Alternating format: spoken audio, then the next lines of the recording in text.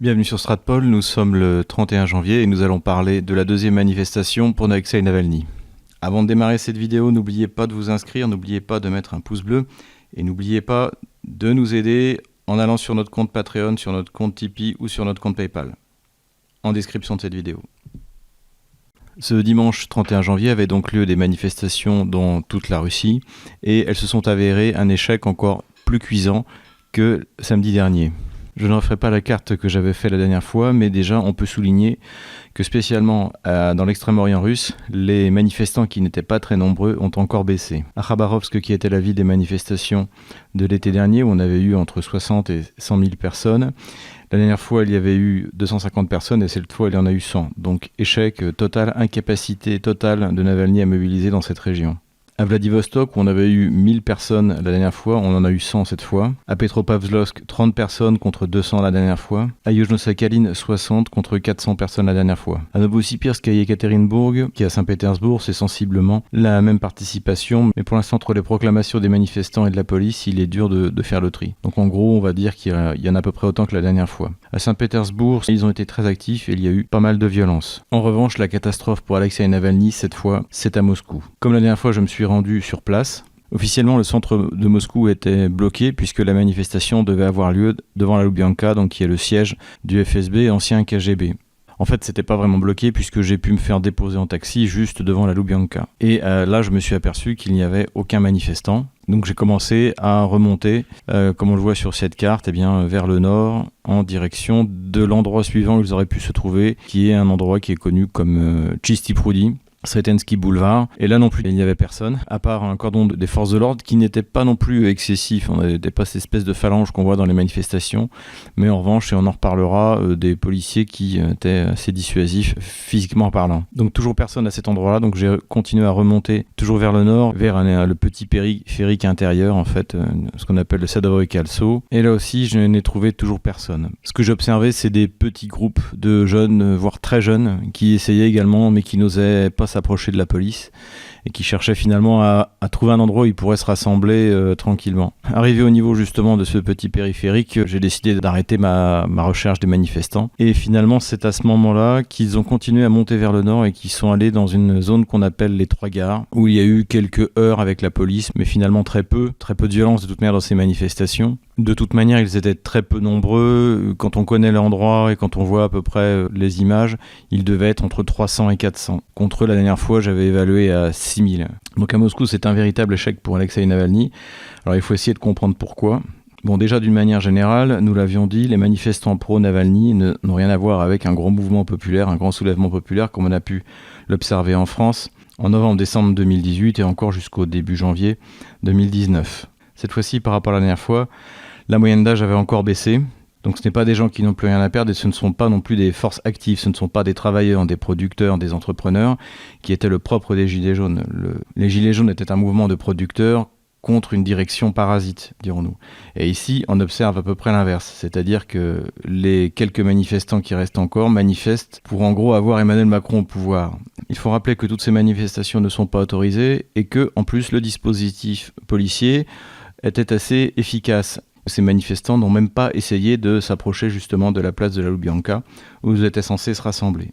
Je ne suis pas spécialiste du maintien de l'ordre, mais j'aimerais faire quelques considérations aussi sur le rôle des aumônes. Donc les aumônes, ce sont les gardes mobiles ou les CRS locaux. Est-ce que j'ai pu comparer leur comportement par rapport à ce que j'ai vu au moment des Gilets jaunes justement ? Donc déjà, ce qui est impressionnant, c'est le gabarit. Je pense que le plus petit d'entre eux doit faire 1m85. Et ce qui m'a étonné, ce que j'avais aussi vu lors de la première manifestation, c'est qu'ils n'hésitent pas à être au milieu de la foule. Lorsque j'étais sorti de la station de métro la dernière fois, lors de la manifestation de samedi, en fait, il y avait une poignée d'aumônes qui étaient là en train de se faire photographier, entourés par la foule.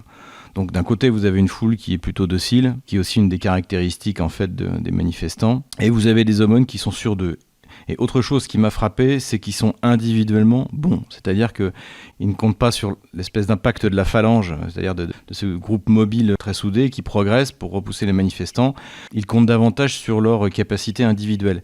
Et d'ailleurs, lorsqu'ils sont pris à partie par 2 ou 3 manifestants, souvent ils s'en sortent sans problème. Il est très rare d'en voir un au sol. Ce qui m'avait frappé la dernière fois, c'est qu'un Tchétchène était tombé sur la police, un peu comme l'avait fait notre détingé national pendant les Gilets jaunes. Sauf que là, en fait, les policiers n'ont pas reculé d'une semelle et c'est finalement lui qui a dû partir. Et on le voit aussi sur cette image, il y a eu justement aujourd'hui à Moscou une tentative, un élément isolé qui avait sans doute abusé de la boisson, de tomber sur un policier avec une batte de baseball. Et comme on le voit, le policier a parfaitement su gérer la situation sans violence excessive.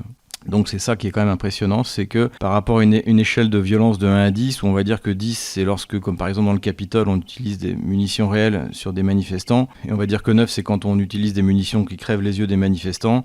Là au niveau de la violence on devait être à 2 ou 3 maximum. Donc parfait contrôle de la violence. On n'a pas vu comme la dernière fois où il y avait une image qui avait choqué, justement une dame qui s'était pris un coup de pied dans le ventre parce qu'elle voulait s'interposer lors d'une arrestation. D'ailleurs, le chef de la police était venu lui amener des fleurs et s'est excusé, avait promis une enquête. Donc on n'a pas vu de gestes comme ça disproportionnés par rapport à la menace. Donc chapeau aux aumônes qui se sont très, très bien conduits. Je pense vraiment qu'il faudrait que le ministère de l'Intérieur français vienne prendre de la graine de ce qui se passe ici parce que c'est vraiment un modèle du genre. En plus de ça, il faut dire que les forces de l'ordre avaient pris des leçons du samedi 23, c'est-à-dire que déjà tous ceux qui avaient commis des violences ont été retrouvés et sont quasiment tous arrêtés. Beaucoup ont demandé pardon, d'ailleurs on n'est pas du tout encore une fois dans une manifestation gilet jaune où ce qui effrayait le ministère de l'Intérieur c'est que les gens qui se faisaient prendre et qui avaient commis des violences ne regrettaient pas parce qu'ils estimaient que le régime n'était plus légitime et que donc ils avaient le droit d'utiliser l'insurrection on va dire. Et là on n'a pas eu ça du tout, plusieurs ont été filmés, ils ont demandé pardon, notamment les TikTokers, donc plutôt des adolescents ou post-adolescents qui s'étaient déguisés en policiers, qui avaient arraché leur galon. Tous ceux-là ont demandé pardon, se sont excusés en disant qu'ils le feraient plus. Donc voilà, pas de détermination parce que ces gens-là ont beaucoup à perdre alors que les gilets jaunes historiques n'avaient plus grand-chose à perdre. Du point de vue purement politique et historique, il est intéressant de souligner que ce mouvement confirme qu'il n'y a de révolution que sociale. Les gens manifestent d'abord pour des problèmes sociaux, graves, comme le fait, qu'on l'a vu dans nos révolutions françaises ou russes, que les mères de famille n'ont pas de quoi nourrir leurs enfants, ou que les travailleurs risquent de perdre leur outil de travail, c'est ce qu'on a vu avec les Gilets jaunes encore une fois, et qui peut aboutir par la suite à des revendications politiques. Et là, on a exactement l'inverse, c'est-à-dire qu'on a une revendication politique du plus bas degré. C'est-à-dire qu'on n'a pas en face un Lénine qui va proposer la dictature du prolétariat et un monde sans classe, ou un Adolf Hitler qui va proposer la suprématie de la race nordique sur l'Europe, mais on a la lutte contre la corruption. Une corruption qui, comme nous l'avons dit plusieurs fois, notamment à Moscou, ne se fait quasiment plus sentir vis-à-vis du citoyen de base, puisque aujourd'hui, tout est automatisé, les infractions au code de la route et les démarches administratives qui est auparavant l'occasion de corruption parce que c'était un tel salmigondi administratif qu'on préférait donner un pot de vin. Donc voilà pour les raisons, on va dire, technico-sociologiques. En tout cas, échec total de la mobilisation. Si une nouvelle date est donnée, ça ne se fera que diminuer encore une fois. Et donc l'opération de déstabilisation d'Alexeï Navalny a échoué.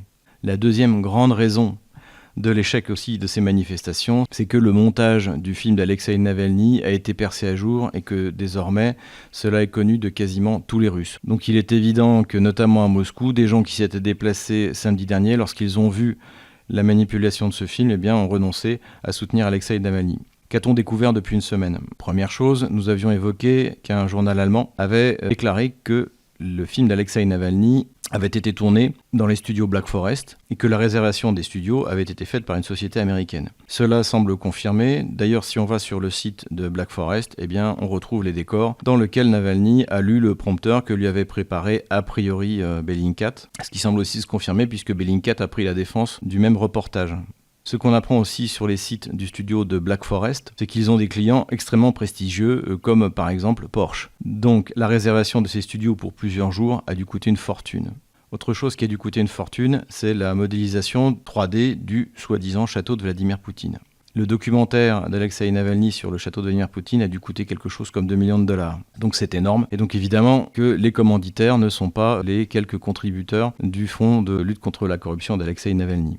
Cette modélisation 3D est intéressante parce qu'on a fini par entrer pour de vrai dans le château et on a appris des choses extrêmement intéressantes. Tout d'abord, il n'y a pas d'interdiction d'aller au large des côtes de ce château. Donc ça aussi, c'est une fausse information de l'équipe d'Alexeï Navalny et il y a des pêcheurs qui y vont régulièrement. Deuxièmement, si les drones sont interdits sur vol, c'est parce qu'il y a un poste de garde-frontière juste à côté. Et je rappelle que les côtes de la mer Noire russe sont des frontières et que ces frontières sont en permanence menacées par les bateaux de l'OTAN qui n'ont cessé d'y faire des manœuvres ces dernières années.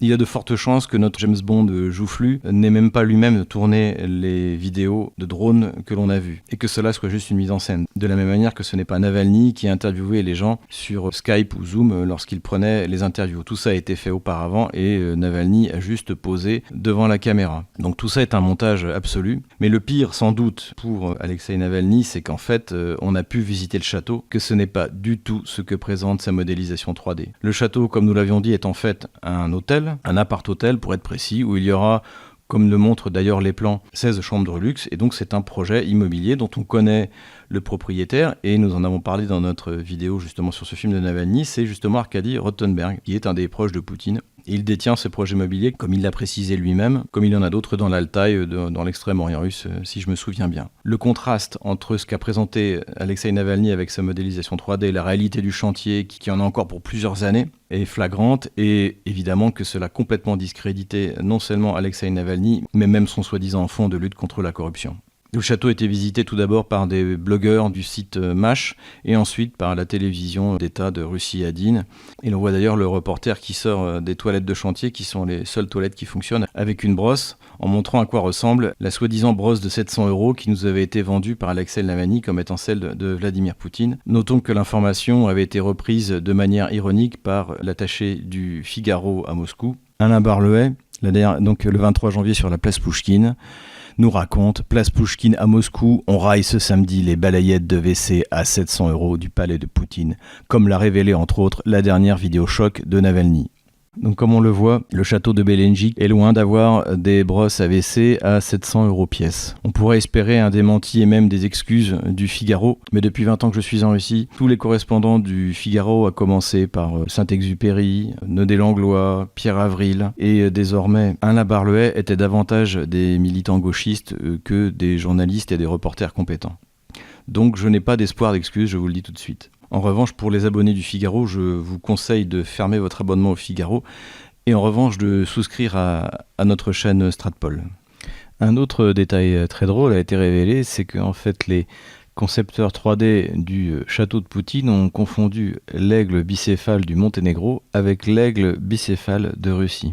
Enfin, pour en finir avec le reportage d'Alexeï Navalny, le fameux entrepôt de boue, donc je renvoie à notre dernière vidéo sur justement le reportage d'Alexeï Navalny, donc ce fameux entrepôt de boue est devenu maintenant la risée générale en Russie, et je pense que ça suivra les militants libérales et les navalnistes pendant encore plusieurs années, puisque c'est devenu un véritable objet de moquerie sur l'internet russe. Вот это хорошо. Склад грязи.